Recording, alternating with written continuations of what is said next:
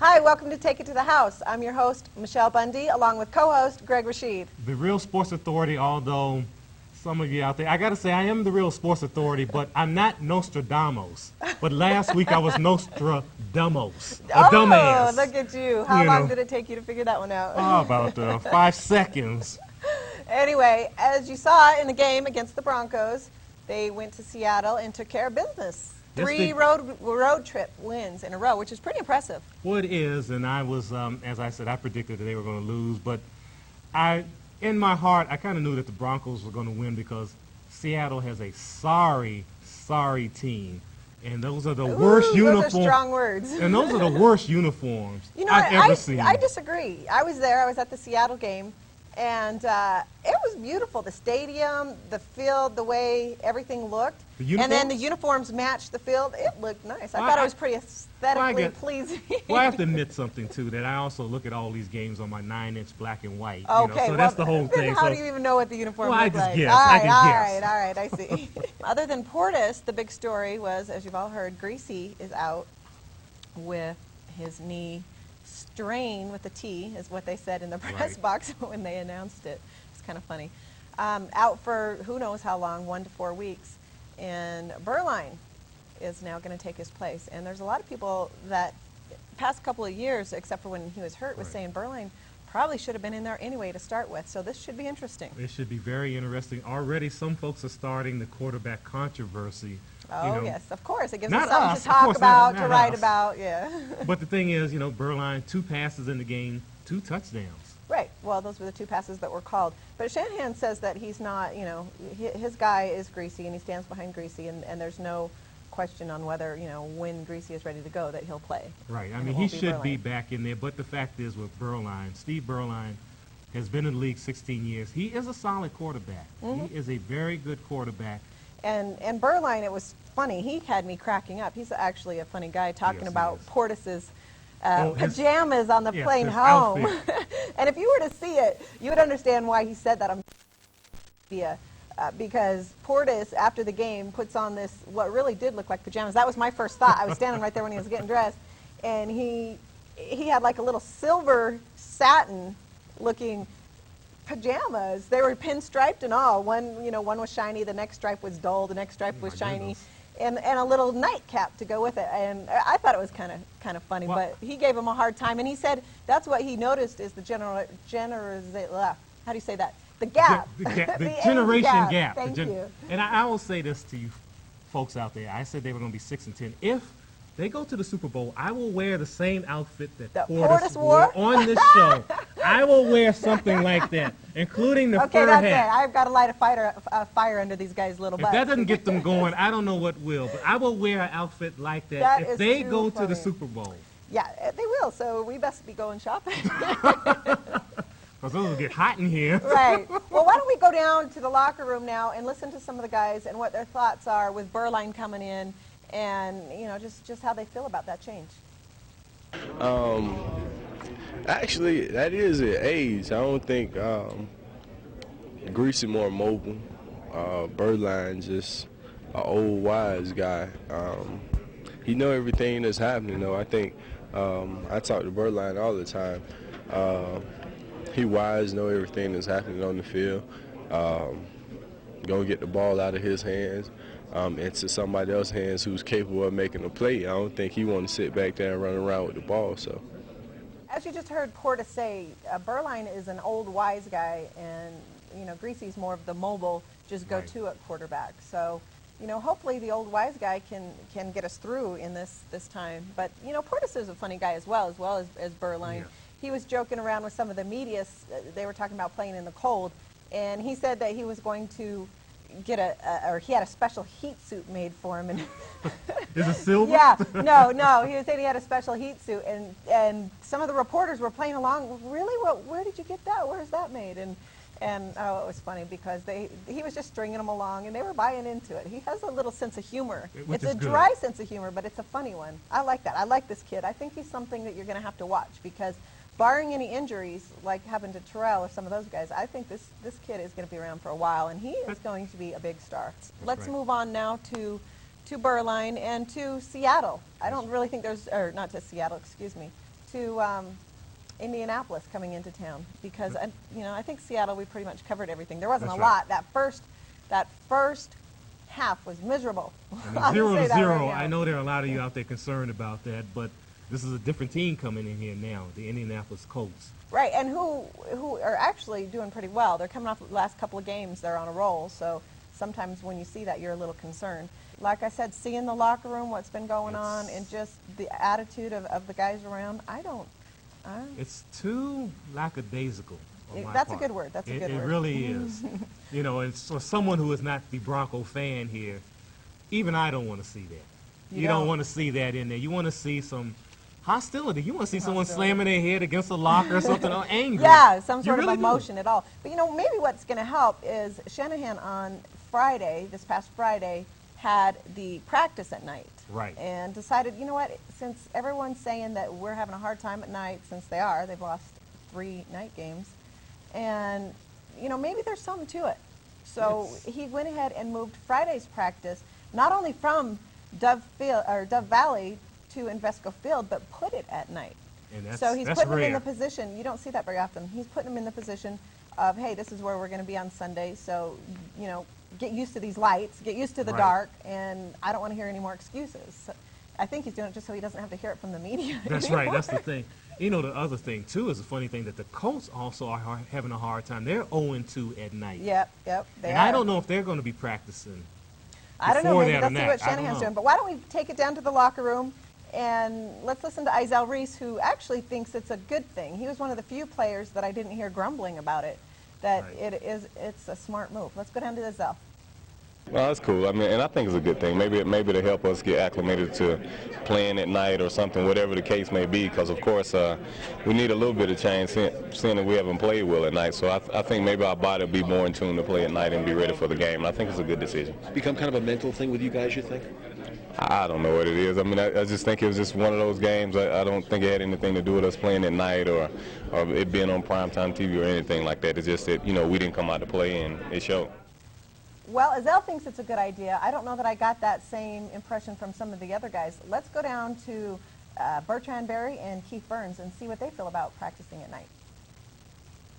Well, I think that it's going to be a different mindset. I think that anytime you kind of change the program and the way that you do things normally, there's going to be a little, I wouldn't say apprehension, but there'd be a little kind of curiousness about how it's going to pan out, but I think it's going to be good. I mean, I think that I definitely think it'll be worthwhile because you want to get your body used to playing or being active at that time of night, and I really think it only help us. Were you surprised? You guys are giving all sorts of hard time this week. They own me, but it's all good though. It's all good. Were you surprised when you heard about the change? Well, I think everybody was surprised. I mean, the way we've been doing things for the last couple of years here, we hadn't really had that unless it was a Monday night or something like that, and so for him to change it up, he definitely knows what he's doing. We definitely trust Mike and his opinion, so we're just going to go out and get it done, and hopefully it'll result in a win on Sunday. Get things going. Yeah, I would think so. I mean, but this year night games haven't been that good to us, but at the same time, it's no different. It's another football game, and like I say, I think we have a little something to prove to ourselves that we can play at nighttime, but at the same time, it's nothing that we're going to get caught up in. The thing is that we have to concentrate on the Indianapolis Colts, and that's the biggest thing that we're going to work on this weekend. And yet the coach has got you working under the lights tomorrow night, huh? Yeah, I mean, that's a change up, but like I say, everybody in here is aware of that, but like I say, whatever it takes, I mean, we feel that, if we can go out there, if it's, practicing at night or practicing, on the moon, it doesn't matter. Whatever it's going to take for us to get a win this Sunday, we'll take it. Kenoy Kennedy, who I still think is probably not playing the same he did before all of his drama, was talking about playing at night too. He said, once the lights go out, maybe we panic. So let's take it down to Kenoy talking about practicing at night and how they've been playing at night, and also talking about Steve Berline and how he feels about Steve and Steve stepping in, taking Brian's job.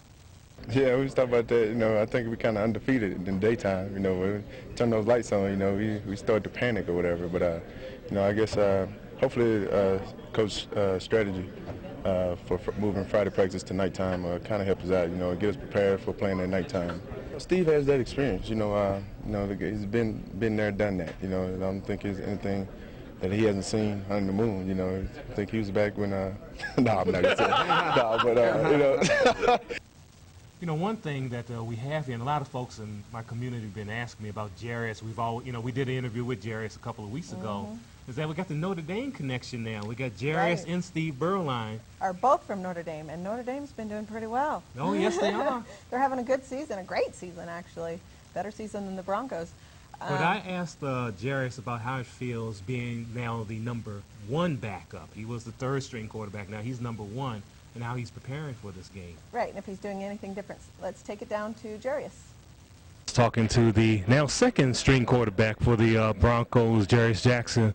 Just want to ask you, as far as your preparation for this week, knowing that you may come in this week. It's the same as any other week, except the fact that I think I'll be getting more reps than I normally do, especially with the scout team, taking on the scout team, and maybe even going a couple of snaps at the end of each series with the ones. So my preparation is definitely the same, but it's definitely also have to be stepped up a smaller notch as well. Do you think it's a good fortune to have two Notre Dame quarterbacks as 1 and 2 this week? Well, hopefully we get the luck of the Irish. You know, hopefully it won't be the Boston College luck, but the Florida State type luck. All right, thanks a lot, Jarius. Well, you heard Jarius. Hopefully the guys do have the luck of the Irish. The Notre Dame quarterbacks will be able to bring it out. Why don't we go down to Rod Smith now, talking about Beuerlein and just also talking about the Colts and what we have to go in and do to come away with that win. They're playing a lot better. They got a great pass rush. I think they're like #2 against the pass. So that affects me directly. So I know we're going to have our work cut out for us and trying to, you know, get the ball down the field and make some plays on these guys, you know, because they're good at it. And they're good at, the thing is, I don't think they're giving a lot of quarterbacks a lot of time. You know, they have a rookie defensive end that's playing as good as anybody in the league, veteran or rookie, and, you know, those types of things, you just got to be, you know, accountable and doing your job. And like I said, we have to worry about us. We can't really worry about them. We have to try to be more consistent than we've been. The thing is, we just got to come out and just take what they give us, you know. And if they give us some opportunity for some big plays, we definitely got to try to take advantage. And at the same time, you got to be, like you say, patient as far as taking what they give you. Just overall, we just have to be able to have some balance. We got to be able to run. We got to be able to throw. We got to be able to put them in situations that we want them in instead of letting them put us in, you know, second and third and long. Rod, from your perspective, what makes Harrison so good? He's just, I would like to just go and watch him practice, but I can guarantee it's probably exactly like the game. To me, the guy's amazing. To me, he is the guy that you focus on.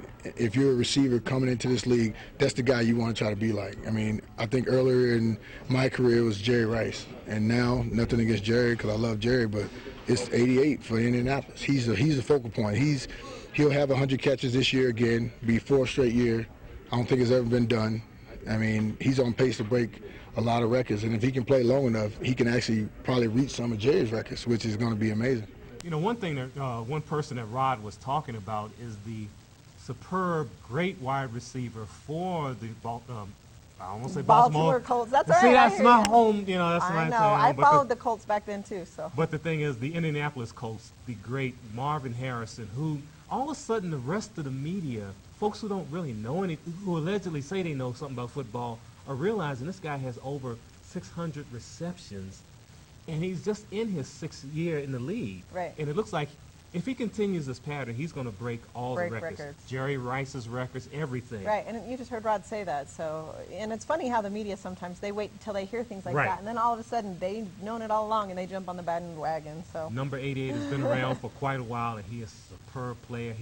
A lot of folks talk about the fact he's just athletic, and you're saying, well, all these guys are athletes, but he is gifted. He's special. Yeah, you heard Rod saying that he looks at him as the guy even more so than Jerry Rice, even though, no offense to Jerry Rice, and he likes Jerry Rice, but he thinks that number 88 is something that's coming along even better. Oh, he is. He's amazing. So that's quite a statement to say better than Jerry Rice. And I know a lot of folks out there have talked about Randy Moss as being the premier wide receiver right now, but I've always said Marvin Harrison. That's the man. You know what? With Marvin, and then as well as having a running back in Edgerrin James like they do. Oh, yes. Out of Miami, a former, well, he wasn't really a teammate of Portis's, but Portis replaced him when he left. That guy is amazing. Yes, he is coming off an injury. Right. And, he's only had 2 100-yard games this year. I feel, before we get to predictions, that he's going to have another one this Sunday. But oh, you think that they're going to get into that the later. second? Okay, the second 100-yard game against our defense. But he is a solid player, and Portis looks at him as a role model. Right. Let's go down to Portis and listen to him talk about Edgerrin as well as Monte Reagor. I know he's coming back from injury. I know early on he was a little tentative about making cuts and doing things on his knee, but like 3 weeks ago, so I talked to him. He was like, he feel better. He felt like he back to where he at. So I can't really compare this year, but I think in a head-to-head game, I mean, me replacing him in Miami, wanting to see who. He got all the records. I think I tied his record in my last game for 100-yard games, but I got the ring, so. Okay, this is Greg Rasheed with Take It at House talking to Monte Reagor about your opinion about Edgerrin James coming up this week against the Colts. He's a very, very explosive running back, a guy that can make a lot of people miss. He's a guy that can take it to the house anytime, so you have to get a lot of bodies on him and get him on the ground fast as possible. Do you think his game has changed because of his injury the past year, or do you see the same Edgerrin that you've seen in the past couple of years? Well, we haven't seen the cuts that he's able to make, but we know that, with him being the natural running back that he is, he still have that capability, but, it has been much shown on film of that, but, you never can underestimate the guy. On grass, he might be a different runner. Thanks a lot. Thank you. As you heard Monte say, you just can't underestimate him. Right. Injury or no injury, he's dangerous. A dangerous man. Can't underestimate the whole offense. That's right. That is we haven't even mentioned, we've talked about a couple of them. The 3 quarterbacks on the Bronco team, but the fact is, I think probably the finest quarterback in the NFL right now is with the Colts. Really? Peyton Manning. You think he's the best one, huh? He is. If you were just now that McNabb went down. Well, that's true. I'm saying right now. You heard me say right now. Not last week, but right now. Right now. Right. I'll buy that. And I'm not going to give the props yet to Michael Vick. I'm waiting another week. I already gave my props to him. We already know about. One more week. I'll give Vick it to. Vick is the man, if you ask me. But Peyton, if you're going to draw a picture or something of the perfect quarterback. This is the one Peyton you want. Manning.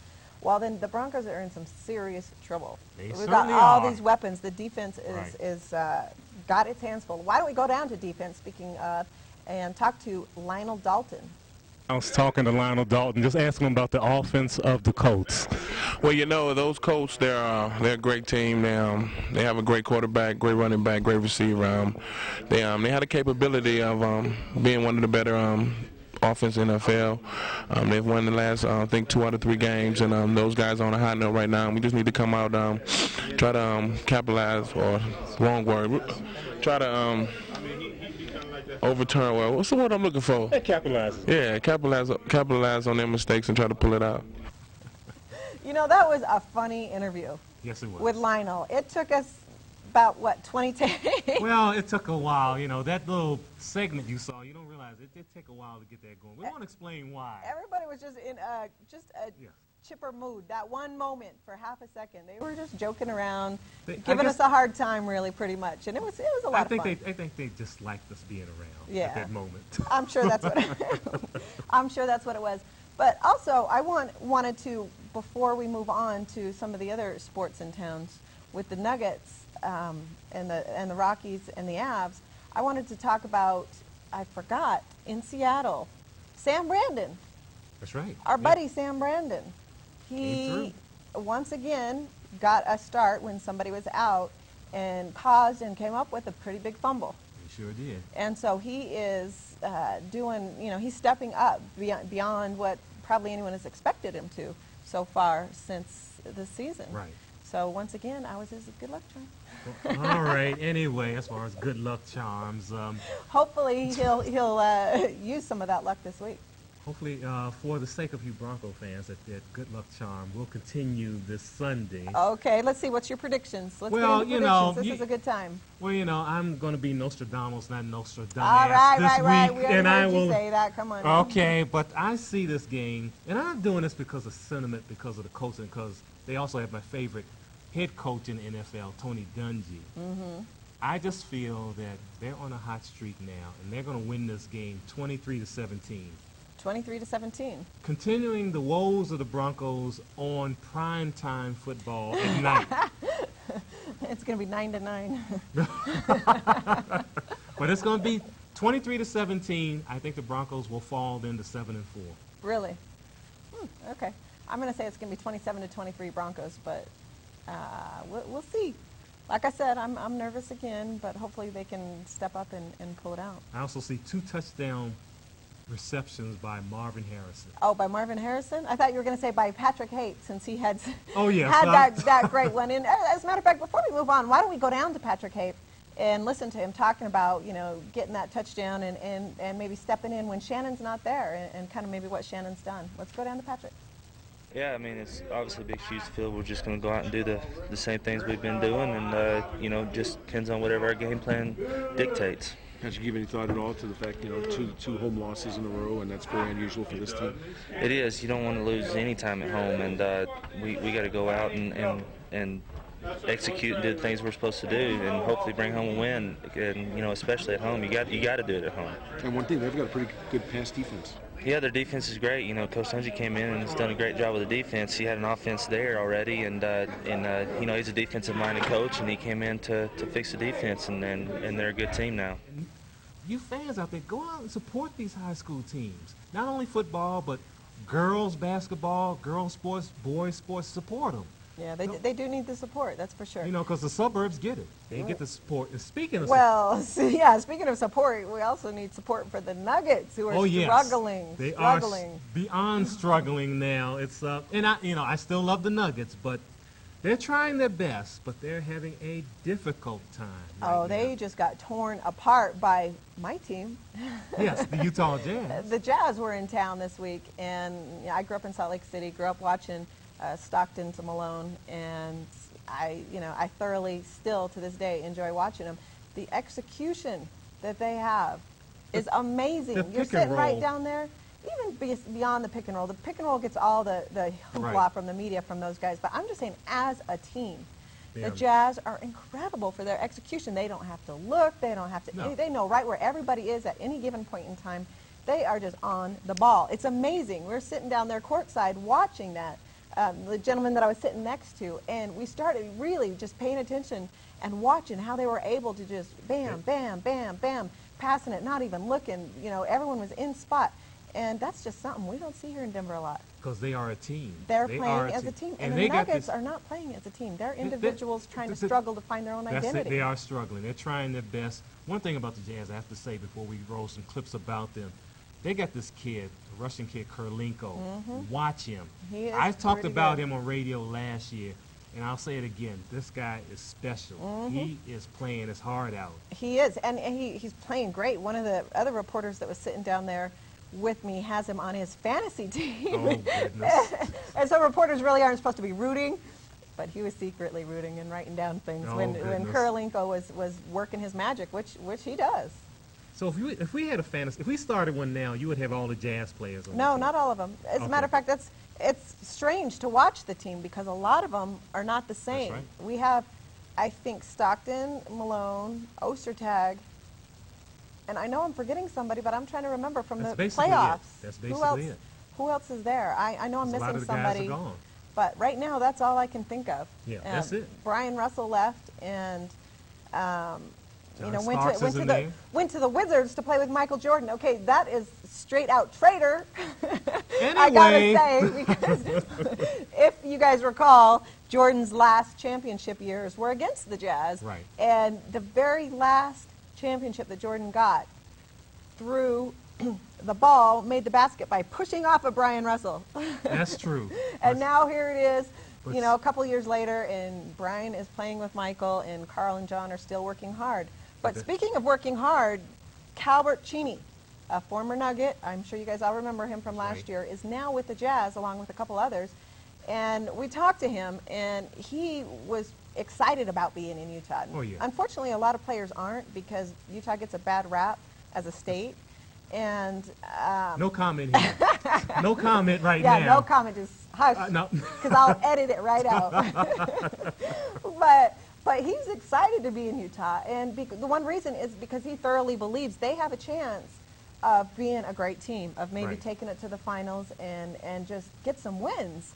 You know, he's not the type of player, as we talked to Salone, and I asked him to just kind of assess Calbert Cheaney and how he's played for him. Why don't we go both down to Coach saying that Calbert hates to lose, and then talk to Calbert. How would you assess former Nugget Calbert Cheaney? Well, Calbert's done a good job for us. He's been solid. We started starting him, and he's played pretty solid for us. As long as he gets down, has a tendency to get down on himself a little bit, but you know, he doesn't like to lose. You know, we've lost some games, and you can go around and look at guys' faces, and some guys that losing doesn't affect them. And I'm always impressed by guys that don't like to lose, because over the long haul, you play 80-some games and 82 regular season games. Those guys will come up and give you something whenever you need it, because they don't like to lose. And he's getting more comfortable, getting a little better feel of what we're trying to do, and I think he'll get better for us. Jerry just said a minute ago that you don't like to lose, and he likes that about players, that he sees someone like you come in and you know, a lot of times guys, if they lose, they don't care, but with you, you don't like to lose. Is that true? No, that's without a doubt. I mean, I think that's true with everybody. If you're after being here for a while, you still get upset. You shouldn't be. Losing? You shouldn't. I mean, you shouldn't be in the league if you didn't care. I mean, you wouldn't be a competitor if you didn't care. So, you know, I enjoy winning, and it's been a tough road for me the last 9-10 years. I've only been to the playoff one time, and you know, hey, I want to get back. You guys think you can get back? Oh, I think so. One last shot. You know, we had a lot of new faces on this team, but it doesn't even look the same. Yeah, but we're getting a lot better, and we won 3 straight. So hopefully we can keep it going. You know, speaking of one of his teammates, Karl Malone, one of the NBA's 50 greatest players, was saying that even coming in to a team like the Nuggets and a team like Denver, you can't just necessarily look at the schedule and say, oh, I got this win, and oh, we're going to take this one, which a lot of people do, a lot of fans do, looking at it. I mean, they would look at it and say, well, they're 2-8 at the time, and ended up 2-9, but they are still an NBA team. And that's what he's saying. You got to respect them. As long as they're an NBA team, they're playing hard, they got there for a reason, and you just have to respect. And yeah, they're young, but they're working on it. Why don't we take it down to Karl Malone? You know, I think that's why they signed him for free agent. I think Calbert have done a great job for us. And we're really excited to have some of these guys, and I think we're going to get better and better as the season goes on. It's a great deal of respect for any NBA team, and any given night you go out and you have that kind of attitude and you get beat. So I don't think that's the case at all. I think that you go out and you just try to stay within what we're trying to do. And even though they're a young team, you know, you try to make them guard you, and hopefully you have a good outcome at the end of the game. Oh yes. I'm ready. Okay, go ahead. Oh, I'm sorry. You were the one that got That's true. That's true. You know, the thing is, it's about respect. A lot of people come to me and say, well, the Nuggets are horrible. I'm not going out there. But they're trying their best. Give them a chance here. No one said they were going to be a championship team. Right. And I think Kenny Satterfield might have just given up a roster spot last night. Oh, I think Kenny, well, I'm not going to get into Kenny right now. I like Kenny, but I didn't understand that play. That play last night was not one you really wanted to watch if you're a Nuggets fan. Well, just, you know, if just wish them good fortune. I mean, you don't want to build this whole thing of just negativeness. No. They're trying hard. They are trying hard. We're about out of time for this week. Anything else left to wrap up? No, nothing else except that the Broncos. I will be Nostradamus again next week. Okay, I'm sorry I asked. All right, make sure you catch us next time on Take It to the House. I'm your host, Michelle Bundy, along with co-host Greg Rashid. The Real Sports Authority, who will be vindicated next week as always. Yeah, we'll see you next time. Whatever.